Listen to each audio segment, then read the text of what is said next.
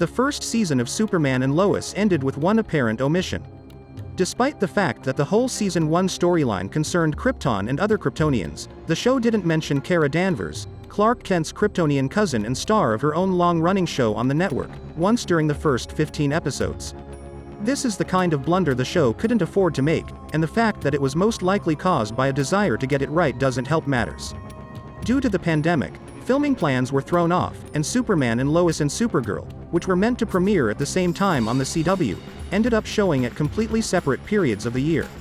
This made it difficult for the shows to figure out where they fit into each other's timelines.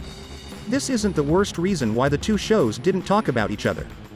Fans are sensitive to discrepancies, so it's reasonable that the shows didn't want to introduce one that could be avoided.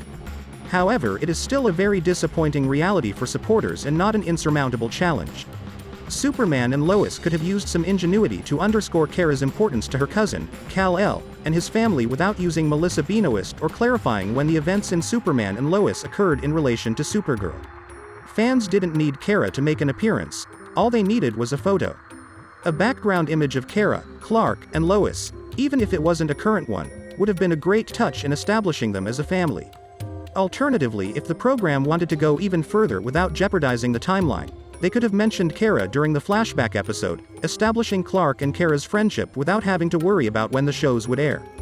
There was also the possibility of a call that Kara never answers in the current timeline, which may have been explained later in the Supergirl universe. Even a single text message exchanged between Clark and Kara would have been far superior to what the show did, which was nothing. Not a single thing. The Arrowverse was founded on a common concept. Arrow and the Flash frequently referenced each other in the first few seasons, much to the joy of fans. Even when Supergirl and the Flash were on different planets, they found a way to work together. With all heroes sharing the same Earth and Clark confronting an army of Kryptonians, the fact that the show didn't allow Clark to even think, let alone attempt, to reach out to Kara seems to go against the entire core of the universe the programs have worked so hard to construct. In the first season of Superman and Lois, it would have been fantastic to see Supergirl and Superman team up again.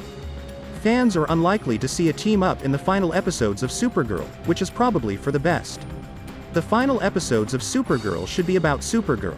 However, Superman and Lois should have done a better job of integrating Kara into the tale of a show that not only included her family, but also spent so much of its first season focusing on a storyline about her home planet. Whether for good or bad reasons, it was a disservice to both Supergirl and Superman that it didn't happen. What do you think about this? Let me know in the comments below. Meanwhile, like this video and subscribe to my channel. See you soon.